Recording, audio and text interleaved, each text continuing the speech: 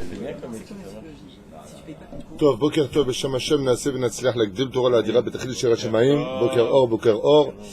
On est aujourd'hui donc le lundi, ou Kaf Tet du mois de Iyar, veille de l'anniversaire de mon mariage d'ailleurs.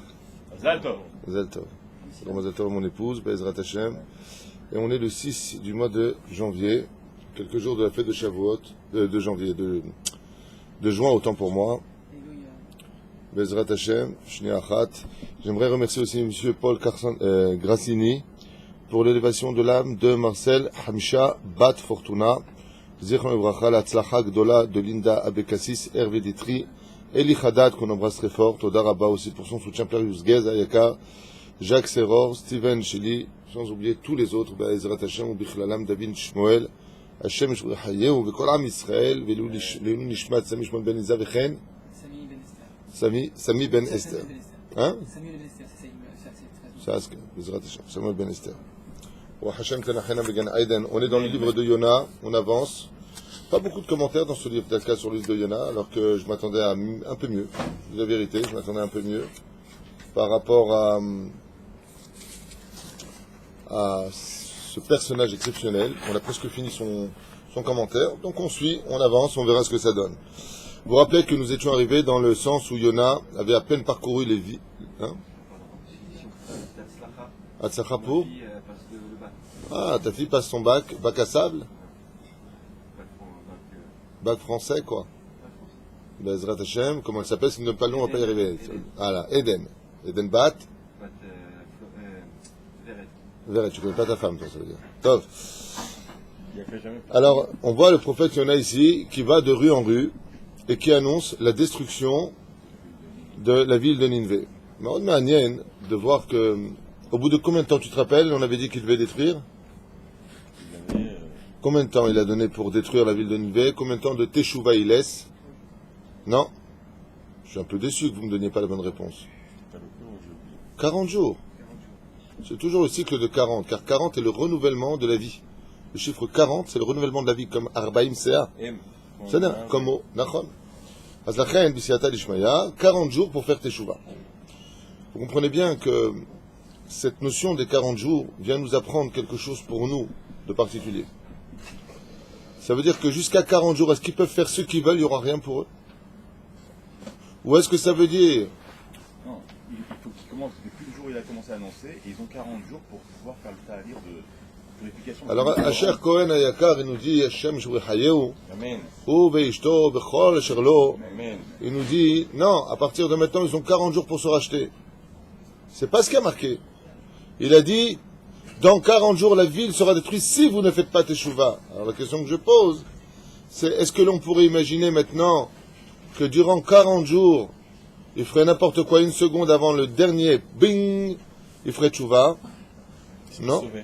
Parce qu'on voit qu'ils rendent les poutres aux propriétaires, ils cassent les maisons, ils font tout un ta'alir pour arriver le jour J. Est-ce que le dernier moment, s'ils ont, allez, 30... La question que je pose, je dis voilà, dans 40 jours, je vais venir détruire ta maison. Est-ce que pendant ces 40 jours, je peux faire ce que je veux dans cette maison? La personne peut faire ce qu'elle veut dans cette maison? La réponse est oui. Et il y a ici quelque chose de très très important à retenir par rapport à notre situation à Yom. Aujourd'hui, Virotai Verabotai, on vit quelque chose de dramatique, sans exagérer les choses, au niveau de ce qui se passe. Sans faire de kitroug chazve shalom sur le peuple juif, chazve shalom. Aval, il y a une chose qui est flagrante à nos yeux, il y a une chose qui est flagrante pour nous, c'est que la notion du mot pas bien, c'est pas bon, du mot assour, du mot en hébreu avera, a complètement disparu de notre horizon. Ça a complètement disparu. C'est-à-dire que pendant des décennies, quand des jeunes femmes venaient habillées léger, et encore quand je dis léger, Jeanne Edouane, ça veut dire la jupe en dessous du genou, ça s'appelait léger. Je ne parle qu'à l'époque des rois, je ne parle pas, il n'y a pas des millions d'années, je parle même pas 40 ans. C'était honteux, un décolleté un peu trop bateau, c'était honteux. On disait à la femme, excuse-moi, tu pourrais peut-être aller te habiller, non? Tu n'es pas une prostituée. Je vous parle de quand moi j'étais enfant. Aujourd'hui, tu vas à des mariages, tu sors dans la rue, la notion de la honte a disparu.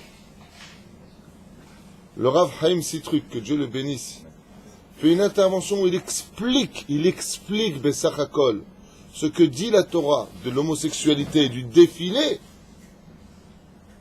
qui vient exploser toutes les barrières. Tu veux être ce que tu veux être, tu veux vivre ce que tu veux vivre, vis-le chez toi. Ne viens pas l'exposer à nos enfants. Tu parles du droit de l'expression et de la liberté, alors respecte aussi ma liberté. Je ne suis pas obligé de voir ce que toi tu veux m'imposer à voir. Il ne dit rien de mal, il explique des choses que n'importe quel imbécile comprendrait. Et il se fait insulter sans fin sur 8 heures ou je sais pas, ou 10 heures, je ne sais pas comment vous appelez ça. Mais les gens sont devenus fous. Les gens sont devenus fous. Tu parles avec des personnes, qu'est-ce que tu fais dans la vie? Le mec, il te dit, je travaille dans le vol. Mais fier en plus. Hein. Les gens sont devenus fous. L'Europe est devenue folle, le monde entier devient fou. Un monde fou. Sous prétexte de tolérance, tout est permis. Sous prétexte qu'on fait ce qu'on veut dans la vie, tout est permis. Et quel rapport avec cela, sans être un oiseau de mauvais augure? Faites attention, Rabotai. Katouv ici, dans le prophète Yona, ce n'est pas un livre d'histoire. Yona, ce n'est pas un livre d'histoire. Yona, c'est un livre qui se vit tous les Yom Kippourim. On le ressort et on le vit. Vous savez que le livre de Yona, je fais une parenthèse importante, est le livre de la vie. Vous êtes au courant de cela? Le Rav Mordechai Eliyahu Zatzal, Zchuto Tegen Aleinu, avait l'habitude de dire quand une femme est sur le mashber, c'est-à-dire qu'elle va accoucher, il faut lire 2 fois le livre de Yona avec de grandes kavanotes et elle accouchera comme une lettre à la poste. Zebadou, comme nous c'est chaque fois que je l'ai donné, et qu'il y avait des complications pour l'accouchement, le mari le lit 2 fois, et on m'appelle même pas 1 heure après en me disant Zéou, sorti le bébé. Yona, c'est le livre qui engendre la vie. Parce que la vie ne peut exister que quand on est dans le monde de la Teshuvah et de la compréhension de comment fonctionne la Teshuvah. Et je vais m'expliquer, vous allez comprendre de quoi est-ce que l'on parle. Je vais m'expliquer. Et tout est fait pour le côté débile des choses. Avant, ton petit, il te manquait de respect, tu lui donnais une tape sur les fesses. Aujourd'hui, en Israël comme en France, il est strictement interdit de lever. Aval slicha, slicha, slicha. Nous avons été beaucoup mieux éduqués que les enfants d'aujourd'hui. On a été éduqués avec l'amour et la crainte. Si tu retires la crainte, l'amour mène à la débauche, au manque de respect. Tout est fait dans le système pour que tu perdes complètement le sens de l'orientation. Complètement.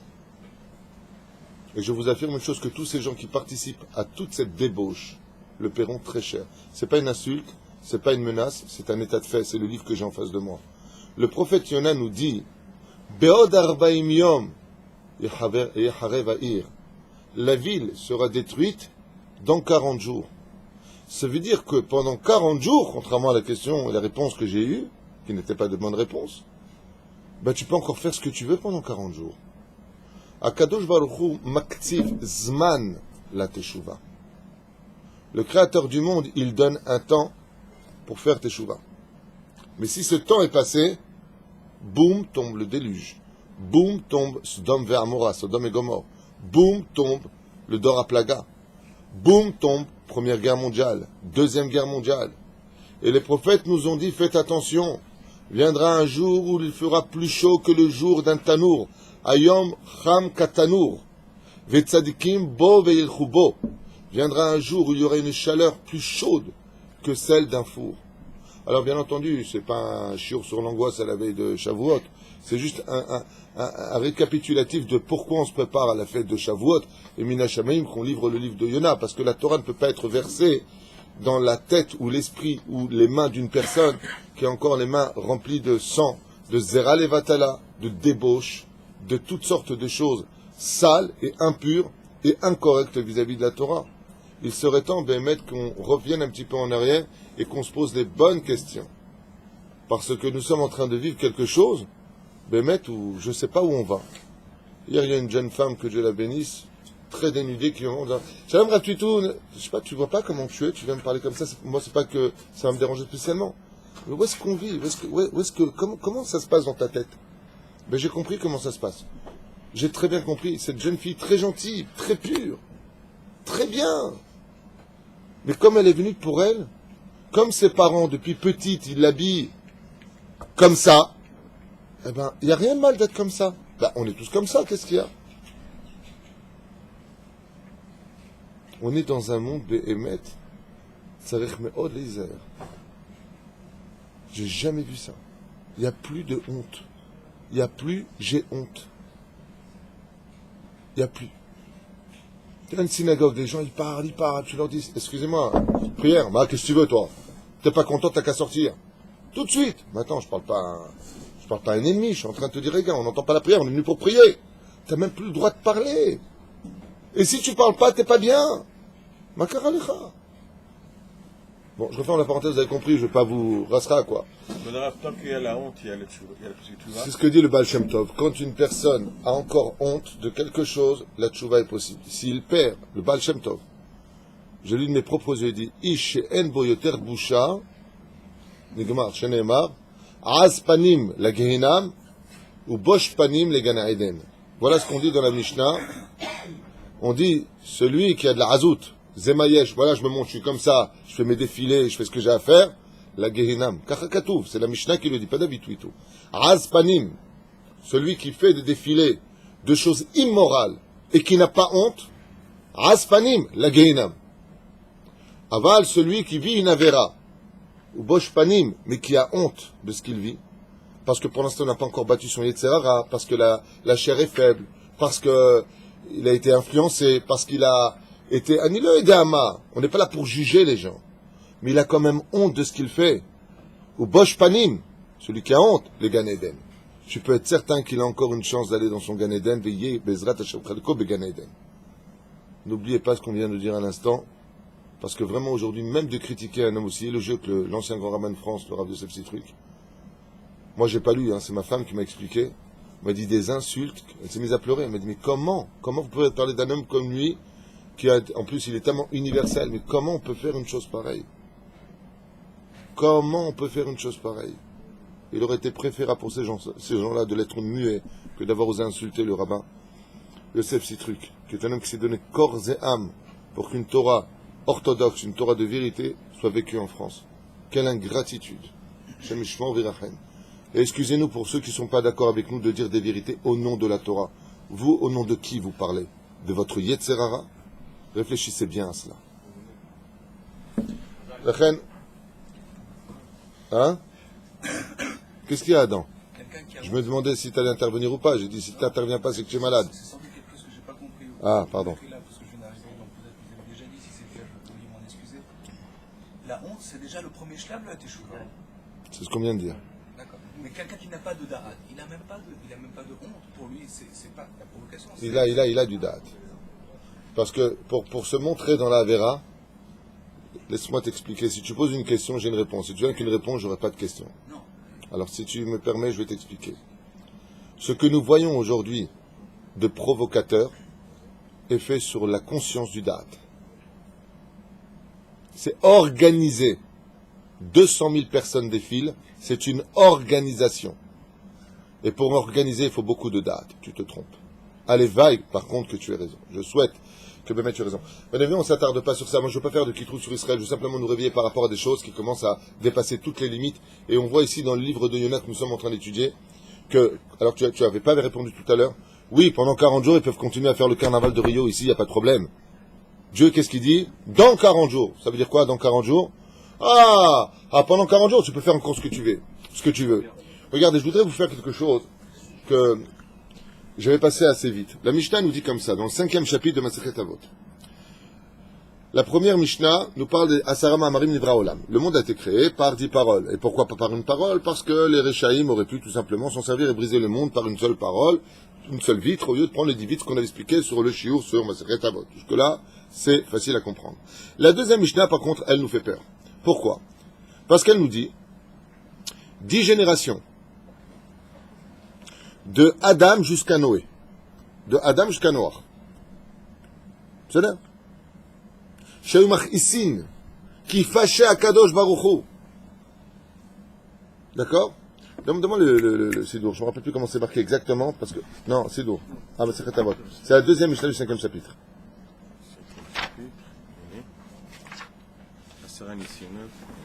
C'est juste avant, très bien. Voilà, Taïch, Aïch, Aïchek. Hey. Asara Dorot Madame Anouar, Léodia, Kama Erech Hapaim Lefanav. Voilà, c'était ça qui n'allait pas dans ma tête, parce que c'est la deuxième Mishnah, je me suis confondu. Regardez bien. Regardez bien comment que ça fonctionne dans le ciel. Regardez la Mishnah, ce qu'elle nous enseigne. Regardez bien ce qui a marqué. Takshiv. Asara Dorot Me Adam ve Noach. Depuis Adam jusqu'à Noach. 10 générations. Pourquoi tu viens nous dire ça? Léodia, pour te faire savoir, dit Hachem, Kama Erech Hapaim Lefanav. Combien Akadosh Baruch Hu, il est longanime, combien il est patient, combien il subit. Shekol Adorot. Non, je me suis pas trompé. Oui, je me suis pas trompé. Je reviens en arrière, je ne m'étais pas trompé. Shekol Adorot Ayum Machisin. Uvain Ad Shevi Alem et Mea Maboul. Jusqu'à ce que toutes ces générations ont mis Dieu en colère. Et que Zéou, Dieu leur a apporté l'eau bouillante, c'est-à-dire le Maboul, le déluge. C'est-à-dire, deuxième Mishnah qui suit. Asara Dodom de Abraham, Léodia Kamer Chapaim Lefanav, Shekol Adorot Ayum Machisin, Uvain Ad Sheba Abraham Avinu. Et là, je comprends plus rien. Regardez bien ce que nous dit la Mishnah. Qu'est-ce qu'on a dit tout à l'heure? Il y a eu 10 générations de Adam jusqu'à Noé. Et Dieu a voulu montrer combien il est patient. Regardez, je suis Dieu, regardez combien je suis patient. Je suis le roi des rois. Celui que tout le monde tremble, les anges les plus terribles, les démons, tout le monde tremble devant moi. Qui me tient tête? L'homme. L'homme qui est fait comme du beurre. Tu rentres un couteau, ça coupe. L'homme qui a une plus grande bouche qu'un plus grand corps. Lui, il est Machisoti. Qu'est-ce qu'il nous dit? Donc, dans la première Mishnah, qu'est-ce qu'il nous dit ici? Dieu, il a été patient, jusqu'à ce que vous m'avez énervé, sauf que je vous ai éclaté avec de l'eau bouillante. Ça, là, jusque-là, ça va. La Mishnah qui suit, qu'est-ce qu'il dit? Exactement la même chose. Seulement, comment ça finit? Jusqu'à ce que soit venu Abraham, et il a reçu le salaire de tout le monde. Mais c'est exactement les mêmes mots. Pourquoi ici, il n'a pas rapporté? Parce qu'ils ont connu Dieu. Non. Eux, ils ont vu Dieu. Non, laisse-moi juste, tu ne trouveras pas, alors 2 secondes. Asara Dorot Mandovav, Alodia Kama Erech Hapaim Lefanav. Combien Dieu il est patient, combien Dieu il est longanime, combien Dieu il aime le peuple, combien Dieu il aime la vie, c'est sa création. Shekol Adorot Ayum Machisin. Alors ici, il dit, il énervait Hachem. En haut, il y a marqué, ils énervaient Hachem. Ad Sheba Avraham Avinu. Ah, jusqu'à ce que je suis né Avraham Avinu. Il a reçu le salaire de tout le monde.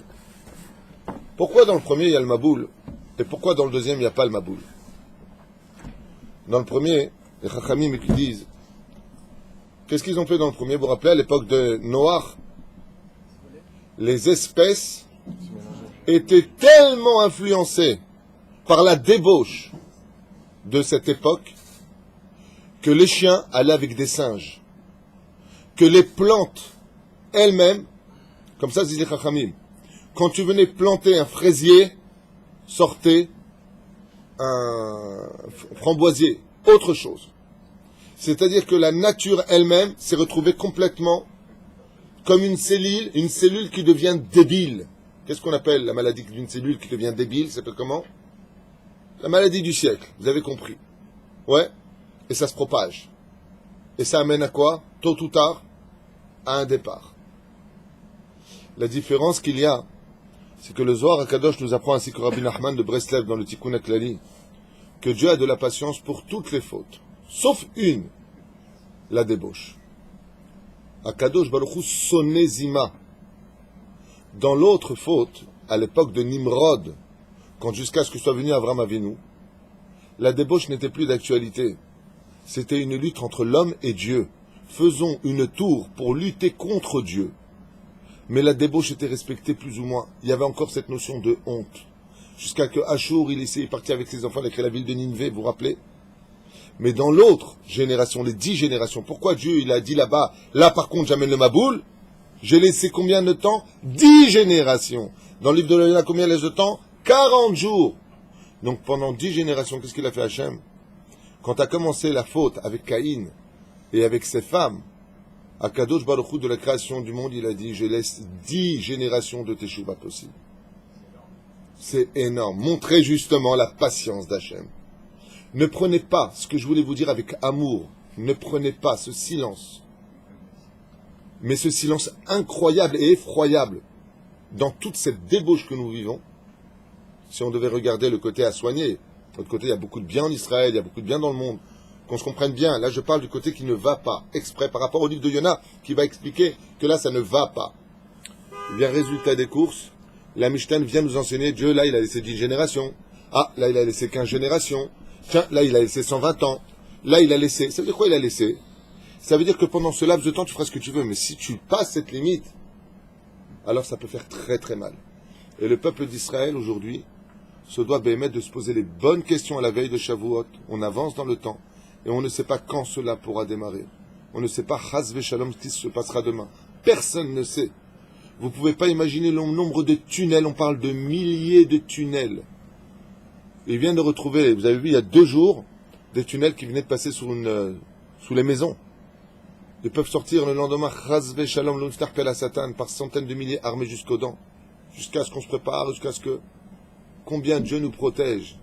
Faites très attention à ce silence, parce que toute parole qui est dite dans ce monde, contre un rabbin, toute parole qui est dite dans ce monde, dans la débauche, les insultes, tout ce qui se fait, c'est comme une balle de tennis. Tu peux la lancer aussi loin que tu veux jusqu'à ce qu'elle disparaisse de tes yeux.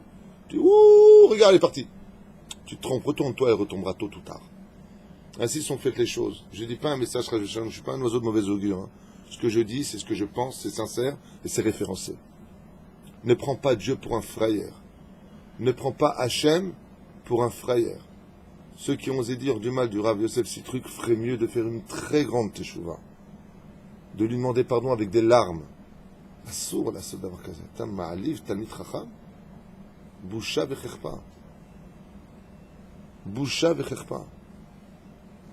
Et on n'a pas le droit de se taire. Celui qui a entendu un Rav se faire insulter, comme le Rav Yosef Sitruk, et qui se tait, ten din vecheshbon bashamaim.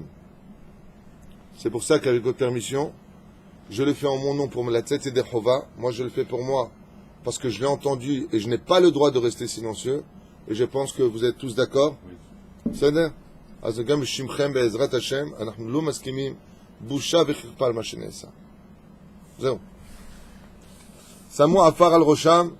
Et qu'est-ce qu'ont fait les goïms de la ville de Ninvé dès qu'ils ont entendu que Dieu était prêt à détruire le monde, tout de suite, ils ont fait Teshuvah.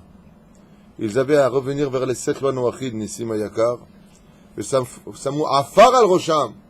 Et ils ont pris de la Afar, de la poussière, et ils l'ont mis sur leur tête. Pourquoi? Vous savez pourquoi on met de la poussière sur la tête? C'est un signe de deuil. Mais pourquoi on met de la poussière sur la tête? Ça, c'est pas mal, tu vois. J'avais jamais lu ça, mais j'ai bien aimé ton idée. Nissim Ayakar, il nous dit, parce que tu es venu de la poussière, tu retourneras à la poussière, donc quelque part, souviens-toi que toi aussi tu partiras. C'est philosophique, j'aime bien. J'achète, tiens, c'est bien. Aval, c'est pas la raison. Parce que la poussière, c'est ce qu'il y a de plus battel. Plus battel, donc annule-toi. C'est pas mal aussi. Tiens, va t'asseoir près de lui. C'est pas mal. Il dit que la poussière, c'est ce qu'il y a de plus humble sur terre. Il fait, Afar va faire un nourri, il fait Meod. Aval, c'est pas la raison. Pourquoi on met du Afar sur la tête? Kipchuto. Quand on a de la poussière sur la tête, automatiquement, ça va créer des démangeaisons. C'est pour ne pas être bien. C'est pour sentir le malheur. Parce que l'homme a quelque chose en lui, s'il ne le rappelle pas constamment, comme Motse, pour le Moukhtse de Shabbat, que c'est Shabbat, si on n'a pas des barrières, on sort. Donc on me prend de la poussière et on met sur la tête. Pérouche Adabar. Pourquoi de la poussière? Ah, ça me gratte. Dès que tu transpires, ça gratte automatiquement. Ça le rappelle de quoi? Il faut que je fasse Teshuvah. Les mains d'Avardome, c'est comme un père qui vient pour frapper son fils fortement sur les fesses, et le petit il se met une gifle. Il dit, qu'est-ce que tu fais? Il lui a dit, je préfère me gifler avant que tu me gifles. Au moment où je contrôle. Kedel horer et rachamé Hashem, ifrine. Afin de réveiller la pitié d'Hachem sur eux, ifridu anashim ben agalim limotehem, haparot. Ils ont séparé, on avait vu les veaux de leur mère. Ben seachim leimotehem asusot, les chevaux de leurs poulains. On l'avait fait ça déjà. Yemudou les danot d'avemot ishluana, karev zel azev kolam piria gian nishmaton menchakim vayomer anshe nilve el kadochurei. Elokim et ha'evaldot alalou, revim em. Ah oui, oui, oui, oui. Je me rappelle où on s'est arrêté. On avait vu qu'ils avaient séparé pendant 3 jours tout le monde, voilà. Ils ont affamé leurs animaux, leurs enfants. Et ils ont dit à Dieu, Dieu, si tu ne nous pardonnes pas, regarde, écoute le cri des enfants. Ils ont faim et veulent manger. C'est bien. Et les habitants de la ville de Ninvé se sont mis à prier et à pleurer à Kadosh Baruch Hu en demandant pardon. Ils ont commencé à ressentir, justement, écoutez bien le texte, Boucha. Ils ont commencé à ressentir de la boucha. C'est pour ça qu'en hébreu, le mot vêtement se dit levouche, qui vient du mot le vêtement qui couvre la honte. Couvre-toi, t'as pas honte. T'as pas honte de sortir comme ça. Levouche. Et ils ont commencé à ressentir de la boucha. Ils ont commencé à réaliser qu'ils n'avaient pas eu honte de leur conduite. Et la gamma se'em, hazru bitshuva. Et quels sont les 2 plus grands péchés que Dieu déteste le plus au monde? Exactement, le gezel, le vol. Et quoi encore? La zima. La débauche sexuelle et le vol sont les 2 péchés qui ont provoqué le déluge sur terre. Et les prophètes nous disent, c'est vrai ce que j'expliquais hier soir à ma femme, c'est vrai que Dieu a juré de ne plus jamais rapporter un déluge d'eau sur terre, mais il n'a jamais juré de ne pas apporter un déluge de feu. Ce que je dis, c'est pas de moi, hein. C'est les prophètes qui le disent. Tu l'as lu? C'est-à-dire, on est bien d'accord. Regardez dans Tsephania, regardez dans Amos, regardez dans Jérémie. Tout ce que je dis, c'est référencé à Rabotai. Celui qui n'est pas content, il n'a qu'à prendre sa Bible, il la jette. C'est marqué dans la Torah, c'est pas de moi. Mais là, je peut-être qu'il a gardé une partie du feu pour... Il a gardé une partie du feu, effectivement. Il a gardé une partie de la grêle. Top. Ils ont dit, en France, il y a les 10 plaies qui se sont abattus. En rigolant. Le sang, c'est les massacres. Ils ont dit le déluge. L'eau, le chitfonot. Moi, je pense beaucoup à nos frères juifs de France et vérité, Hashem Elachem Alehem, que Dieu les aide de vite monter en Israël, de s'installer ici grâce à Dieu. Baruch Hashem. Hashem Yazor Lahem. Kol echad yichzir et asher gazal veganav. Elo yishru beyadam davar she'eno shayach lahem. Et chacune des personnes, regardez ce qui a marqué dans la ville de Ninvé, Maurice, la première des choses qu'ont fait les hommes. Je vous demande de bien écouter parce que c'est très important ce que je vais lire au niveau du Midrash. Ça nous concerne aujourd'hui, hein, c'est pas d'histoire antique. Qu'est-ce qu'ont fait les goïms de la ville de Ninvé? Ils se sont regardés, ils ont dit ça sert à rien ce qu'on a fait. On est en train de pleurer, on est en train de jeûner pendant 3 jours, on a mis de la poussière sur nos têtes, ça sert à rien. L'autre il a dit à l'autre, pourquoi ça sert à rien? Il lui a dit parce que si tu fais tchouva et que tu as encore un objet qui t'appartient pas chez toi, à quoi elle sert ta tchouva? Le Dieu d'Israël veut de l'action, pas de la philosophie dans la teshuva. Et regardez maintenant ce qui a marqué. Kol echad yichzir et asher gazal veganav. Ils sont vite partis chercher dans leur demeure. Qu'est-ce que j'ai acheté d'ici qui vient du vol? Qu'est-ce que j'ai pris de ce lieu qui vient de ce que j'ai arnaqué? Lo yish'uru be'adam davar she'eno shayach lahem. Ils n'ont rien laissé dans leur possession qui ne leur appartenait pas. Kol beged. וכל תכשיט שהיה בו אפילו קצת מן הגזל היה נפרם ונהרס כדי להחזיר מה שנלקח. Et qu'est-ce qu'ont fait les habitants de la ville de Ninvé? Ils ont apporté tout ce qu'ils avaient en doute. Peut-être ça c'est à moi, non c'est peut-être pas à moi. Ils l'ont apporté sur la grande place pour que chaque personne cette fois, puisque tout le monde faisait une teshuva sincère, puisse venir voir si cet objet... Ah oui, oui, oui, oh là là, c'est ce qu'on m'avait volé il y a 2 mois. Voilà la bague de ma mère, elle me l'avait donnée, tac, il l'avait reconnu. Chacun est revenu prendre tout de suite l'objet qui lui avait été volé. Ils ont tous mis comme ça. Et ceux qui avaient été esquintés ont été réparés. Bon, le mec, il avait volé une scie, elle s'était cassée maintenant la scie.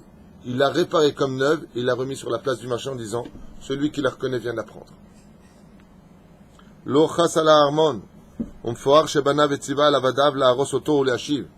Et qu'est-ce qu'a fait le roi de Ninvé? Il a demandé à son peuple de venir avec des masses, et avec des marteaux, et avec toutes sortes d'objets, et a exigé que l'on détruise son palais unique, d'une beauté incommensurable, faite d'or et de pierres précieuses. Écoutez bien ce qui a marqué, c'est choquant. Le roi de Ninvé, je vous lis dans les mots en hébreu, vous voulez d'abord? Regardez. Tziva Amelech, alavadav la aros et armono ayafe ve'amefoar. Shel za'av va'avanim tovot shelakach mi'ammo kedei livnot et armono.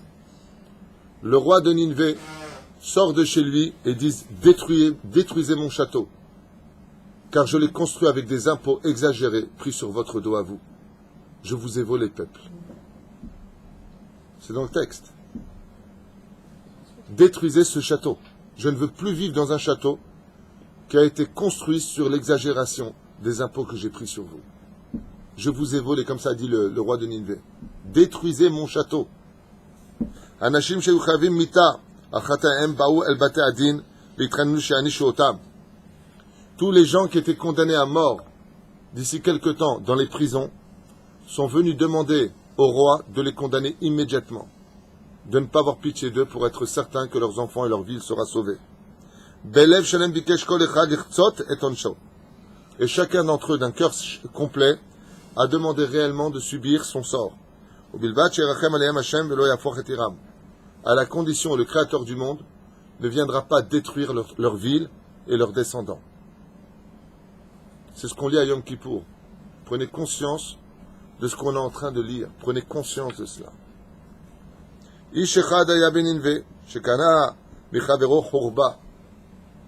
Il y avait un homme dans la ville de Ninvé qui avait acheté de son ami une khourva. C'est comme tu dirais un ranch. Un ranch? Non, C'est quoi une khourva? C'est un truc qui est détruit, c'est quelque chose qui... Une ruine. Ouais, Pour baser une ruine. une ruine. Top. Tu as du mot kherev qui est passé par l'épée. Kshamad livnota. Ah, c'est où? Parce que je savais qu'il y avait une histoire de ranch. Quand il est passé, il a acheté une khourva, effectivement, pour faire une chava, c'est ça. Ouais. Le hafar ba kedei la'amid yesodot v'gila otzar gadol beritzpat ha'churva. Il est venu pour construire une chava, un ranch dessus, et en creusant de ce lieu détruit, il a découvert dans les fondations un trésor incommensurable. Miyad alach ha'ish el ha'mocher v'yechzir lo et kol ha'otzar. Quand il a entendu le prophète d'Israël parler et mettre en garde en disant faites attention, méfiez-vous de l'eau qui dort. Vous voyez que rien ne se passe, vous faites n'importe quoi dans vos chambres, n'importe quoi dans les rues, n'importe quoi avec vos bouches. Vous parlez, vous croyez que tout est libre. Vous croyez que parce qu'on n'entend rien, il ne se passe rien. Qu'est-ce qu'ils ont fait eux, les habitants de Ninvé? Un exemple à suivre. Rabotai, c'est un exemple à suivre. Qu'est-ce qu'il a fait? Il est parti rendre l'or et lui dit, regarde, est-ce que tu savais que dans le terrain que tu m'as vendu, il y avait de l'or en dessous? Il lui a dit non. Il lui a dit, j'ai trouvé de l'or, c'est le tien. Et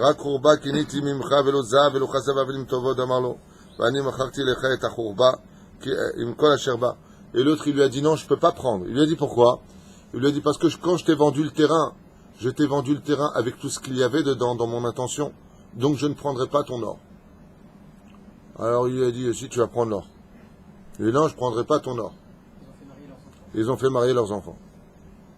Tana mocher v'serev lekabel et ha'otzar, כיוון שאף אחד משניהם לא רצה ליהנות מן המצאה, הלכו אל הדיין והוא הציע להם לחכות עד שימצא את בעל האוצר, מאמצים רבים שהקדישו 3, הדיין ושני בעלי דין, לחפש את בעל האוצר עד שמצאו אותו והחזירו לו את כל האוצר והמתין לחורבה. Eh bien non, ça c'est avec ça Alexandre le Grand. Qu'est-ce qu'ont fait les habitants de Ninvé? Ils ont commencé à se renseigner qui est celui qui avait caché, qui aurait pu cacher de l'or dans l'histoire. Ils ont retrouvé son héritier qui était un jeune homme à qui ils ont retransmis l'or qui avait été trouvé. Qui était le propriétaire de cet or au début quand il a été enseveli là-bas? Ils ont trouvé l'héritier dans la ville. Ça a été une enquête menée sur place de tous les habitants de Ninvé à qui peut appartenir cet or, à Shabbat Aveda.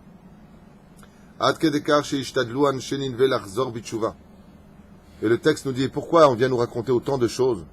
Pour nous dire avec combien de minutie, c'est le mot que je cherchais, Todarabba. Les habitants de Ninvé ont pris conscience de l'importance de faire teshuva et ne pas exagérer, même si on a du Yetzer Hara. Et le Créateur du monde qui attend chaque seconde de ce monde, que l'on respecte ses lois, et que l'on fasse teshuva, kabel otam be'ahava, et qui ne veut qu'une seule chose, c'est d'exprimer de l'amour pour nous. Ra'et ma'asehem, shamat filotehem, yada shebechol libam chozrim b'tshuvahem. Il a vu que de tout leur cœur, il ferait teshuva et leur a pardonné. Verichem alehem Hashem. Et Akadosh Baruch Hu a pris pitié d'eux, avar mikisedin et kiserahamim. Et le Créateur du monde est passé du siège de la justice au siège de la pitié, de la rahmanout. Karad bir exar dinam le salah laem a annulé les décrets contre eux et leur a pardonné. Voilà exactement ce qui s'est passé dans la ville de Ninvé, Bisiata d'Ishmaïa, pour lequel Bisiata d'Ishmaïa, le peuple juif, se doit de réaliser et de réagir par rapport à cela. De réagir par rapport à cela. Il y a ici un grand Moussar Eskel à retenir, c'est qu'on ne parle pas d'une teshuva du cœur, on parle d'une teshuva de l'action. Et encore une fois, je réinsiste, et je le redis. Personne n'a le droit de juger l'autre. Personne. Que ce soit clair. Quand vous avez une personne qui est née avec un problème, depuis qu'il est jeune, il ressent des pulsions pour X choses qui sont strictement interdites. Quand vous avez un juif qui tombe fou amoureux d'une Goya, mais fou amoureux d'elle, on n'est pas à sa place. On n'est pas là pour juger. Mais de l'autre côté, si tu veux vivre ce que tu dois vivre, parce que pour toi tu n'y arrives pas pour l'instant, tu n'as pas assez prié, j'en sais rien, on n'est pas là pour juger, on est là pour aider. Au moins il a la décence de ne pas t'imposer devant des enfants, devant les autres qui, eux par contre, s'accrochent de toute leur force dans une génération dépravée à tenir le coup. Je me souviens que quand il y a eu la Guépra ici à Ashdod, et qu'ils ont laissé le défilé, Oy vavoy, oy vavoy. Malheur à ces mères qui acceptent dans leur ville des choses pareilles. Ils en sont les responsables. Et toutes les avérotes sont pour eux, sachez-le. C'est ce que m'a dit mon Rav. Quand il y a les élections à Jérusalem à l'époque, qui veut devenir maire, mon Rav il m'a dit, mais qu'est-ce qu'ils ont tous à vouloir courir sur la chaise électrique? Le Rav Arié. Qu'est-ce qu'ils ont à courir vers la chaise électrique?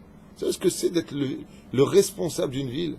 Ça veut dire que tu es le responsable de tout ce qui se passe dans la ville.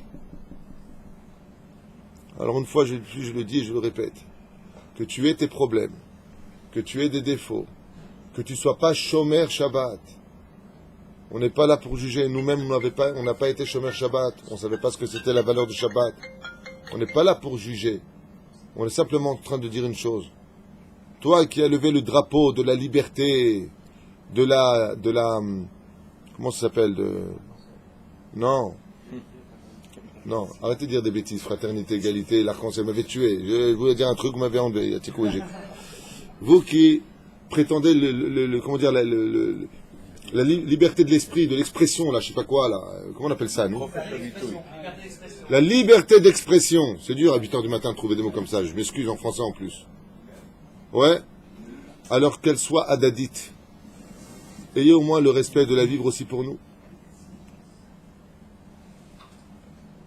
Il y avait un enfant à côté du Ganaïr, quand ils ont fait le défilé la dernière fois ici, qui a dit à sa mère, Ima même aussi mazé, lama mitnashkim shte anashim. Pourquoi est-ce que deux hommes ils s'embrassent, maman? Pourquoi vous ne respectez pas ceux qui sont religieux ou ceux qui ont encore de la morale en eux? Pourquoi? Si pour vous ce que vous vivez c'est moral, alors vivez ça dans un enclos fermé, vivez-le entre vous, comme ça s'est toujours vécu de toute époque à Rome. Pourquoi vous venez l'imposer devant des yeux qui n'ont pas demandé cela? Pour dire quoi? On fait ce qu'on veut, on défie Dieu et on défie vos yeux. Ça provoque ce que l'on appelle dans les airs, je ne parle pas que d'eux, je parle de toute autre chose. La pornographie, les gens qui trompent leurs femmes, les femmes qui trompent leurs maris. Stop! Stop! Chacun, il s'invente une nouvelle théouda de cachère avec, voilà, je vais te montrer que c'est cachère et le peuple ne comprend plus rien. Stop! Stop! Stop d'emmener le monde vers le néant. Stop! Vous ne rendez pas service au peuple. Vous ne rendez pas service à l'humanité. Rak me balbelim la métamoar. Rak me balbelim la nou et amoar. Hashem yaracham aleinu. Kol Israël v'imro amen. Il y en a un avis.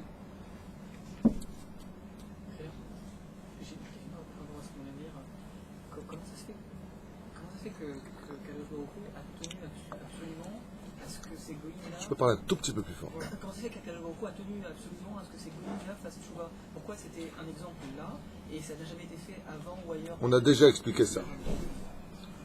On a déjà expliqué ça. Une excellente question de Binyamin. Non, mais attends, c'est pas parce que tu as posé une bonne question que tu vas en poser une deuxième. Excellente question de Binyamin. Binyamin, il dit, pourquoi d'Afka on a vu les habitants de Nineveh? Pourquoi pas pour la Grèce, la Babylonie, la Perse et les autres nations qui ont fâché Hachem? Pourquoi d'Afka eux et pas les autres? On avait expliqué, parce que tous les pays qui ont été créés pour leur orgueil personnel, pour leur existence personnelle, Mishpechotam. Tandis que la ville de Nineveh a été créée pour Hachem depuis sa conception. C'est ce qu'on avait expliqué. Donc cette ville avait toutes ses chances de revenir. Imagine maintenant que tu vas à Paris et que tu envoies Maurice déguisé en prophète. Ouais, avec un bâton. Je te vois bien avec un bâton. Des sandales, une djellabia. Et il dit voilà. Il s'appelle Moshe, là. Il va comme ça à Paris, il va voir pas Irlande, Finlande, Hollande. Hein? Il va voir Hollande. C'est bien, vous avez la même taille en plus. Et il lui dit, je suis prophète d'Israël. Il se met un lampadaire derrière les oreilles pour briller.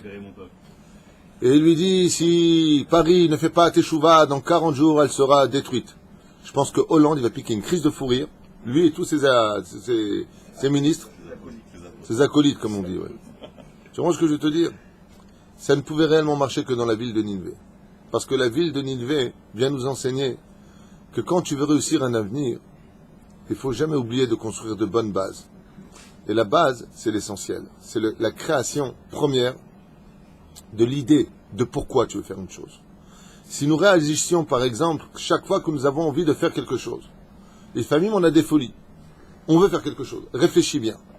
Car l'avenir de cette action qui va se mettre aujourd'hui en application fera un ricochet dans le temps qui dépendra de ta première intention. C'est pour ça que ce qui compte dans ce monde, c'est pourquoi tu fais les choses. Sauf Maaseh Mahashava Techila. Et la ville de Nineveh est un exemple dans ce domaine. Mais pourquoi les bases est mentionné beaucoup que les Goyim fassent une chouva, en quoi ça, que ces enfants fassent chouva? Deuxième question, qu'est-ce qu'il en a à faire que ces Goyim fassent les chouva? Alors sache une chose, Dieu aime le peuple juif et il aime aussi les Goyim. Je ne sais pas si tu étais au courant, il le dit dans le texte d'ailleurs de Yona, Kien chachas al briotai. Quand il a dit à Kadosh Baruch Hu qu'il a tué ces Égyptiens qui nous ont fait tellement de mal en Égypte que les anges se sont mis à chanter, Dieu s'est mis en colère contre les anges et leur a dit quoi? Ma création meurt et vous chantez? Dieu ne souhaite pas cela. Il n'y a pas pire pour un père que d'avoir eu un fils qui a provoqué sa colère. Il n'y a pas pire que ça. Pourquoi Attends, tu veux prendre un rendez-vous privé à 10h, peut-être on se voit en privé là, parce qu'il s'est cru en Chavruta là. Pourquoi dans tout le Tanakh, pourquoi c'est justement l'exemple des Goïm dont on doit se servir pour pouvoir nous faire... Est-ce qu'une fois, on a vu un écrit qui parle de la tchouva des Juifs de cette manière, avec autant de détails? Mais c'est pour faire ce qu'on appelle un kal vachomer. Je suis étonné là par contre de ta question. Les deux premières étaient bonnes, là c'est pas bon. Bon, faut t'arrêter là. Ça s'appelle un kal vachomer. C'est tellement évident que ça saute aux yeux. Si les goïms ont fait tchouva, le kal vachomer à Israël, c'est un kal vachomer. Barour. Barour que Dieu maintenant vient nous dire que ça et ça et ça. Imagine maintenant, je te donne un exemple. Imagine maintenant qu'un converti qui était très très loin. C'est-à-dire, il y a une femme qui s'appelle Myriam. Que Dieu bénisse cette femme. Extraordinaire. Cette fille qui s'appelle Myriam, à l'âge de 16 ans, s'est intéressée au judaïsme. Elle vient d'une descendance de baronne. Je vous parle d'une vraie histoire. Hein. Elle vit à Meacharim aujourd'hui. Elle vivait dans un château en France. Elle avait des servantes, elle avait un chauffeur pour elle, la totale. Quand elle s'est intéressée au judaïsme, ouais, elle a pris la décision à l'âge de 18 ans d'aller se convertir. Elle est montée à Paris sans rien dire à ses parents. Et pendant quelques années, je crois que ça a duré 3 ans pour elle, elle n'a pas cessé d'étudier la Torah. Elle allait à des cours, faisant croire à ses parents qu'elle prenait des cours d'école pour l'étude, à la fac. C'était une élève studieuse. Et elle a eu sa conversion. À l'âge de 21 ans, 22 ans, elle est repartie voir ses parents leur annonçant qu'elle partait pour Jérusalem et qu'elle s'était convertie au judaïsme alors qu'il venait d'une famille extrêmement pratiquante chrétienne. Les parents l'ont reniée. Cette fille a pris tout ce qu'elle avait à elle et elle a tout vendu. Elle est arrivée avec une valise à l'aéroport, l'ancien aéroport à l'époque de Ben Gurion, monte à Jérusalem et va directement dans un séminaire s'inscrire.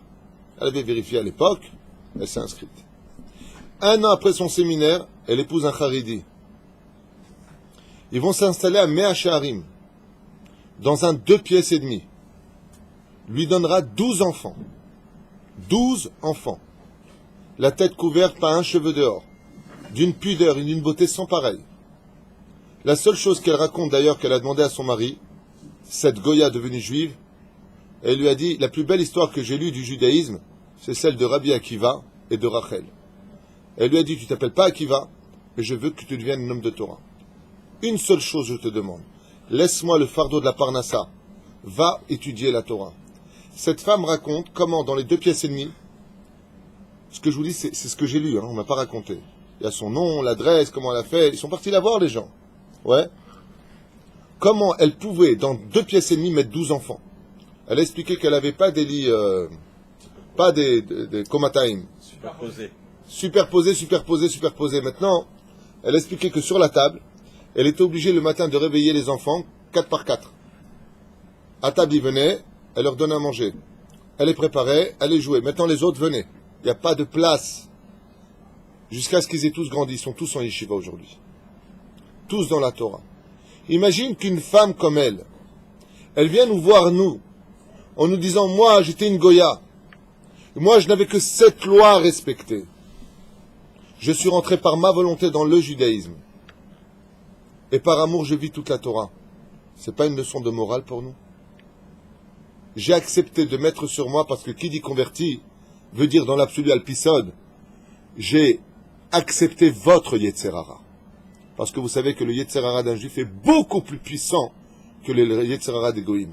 Ça n'a rien à voir. C'est même pas comparable. C'est comme un enfant de 5 ans face à un homme de 20 ans. C'est pas comparable. Un converti, c'est celui qui accepte un challenge d'un combat intérieur, d'avoir un vrai Yetzerara maintenant, qui ne le lâchera pas jusqu'à la fin de sa vie. C'est ça être juif. C'est pour ça qu'il y a un énorme mérite d'être juif. Un srout incommensurable d'être juif. Et c'est pour ça qu'on ne peut pas critiquer un juif. Surtout quand on n'est pas juif. Parce que si les goïms avaient notre Yetzerara à nous, Hachem Ishmor Virachem, ce que serait du monde. La preuve en est, c'est pour ça que la majeure partie des convertis, une fois convertis, au bout d'1 an, 2 ans, ils retombent. Complètement. Où elle est maintenant, la personne qui était le premier, Soudash Lichit, et qui était là en train de faire les prières, et Mama Salé, Baba Salé, où ils sont? C'est pas qu'ils sont partis. C'est qu'avant, ils avaient un petit Yetzerara, donc c'est facile de lutter. Maintenant, c'est un vrai Yetzerara. Combien de convertis sont rentrés dans le judaïsme, et après sont devenus, Hachem Ishmor Virachem, antisémites? Il y en a eu plein. Mais comment c'est possible alors qu'ils tenaient tout pour les juifs?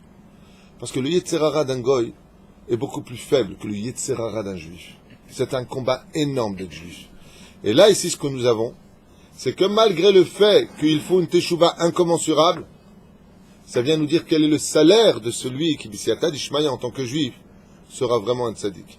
Et c'est pour ça que la Gemara nous dit au Bezan Misayim Ayom et Dvarai. La Gemara nous dit quand un juif partira de ce monde, il se mettra à pleurer s'il a été tzaddik.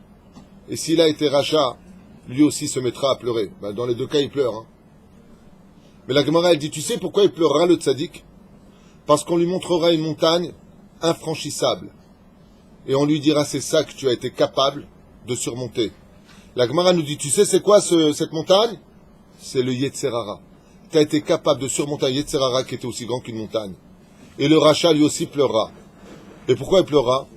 On lui montrera un tout petit caillou. Il lui dit, même ça, tu n'as pas été capable de le surmonter. Tu n'as pas été capable de passer au-dessus de ça.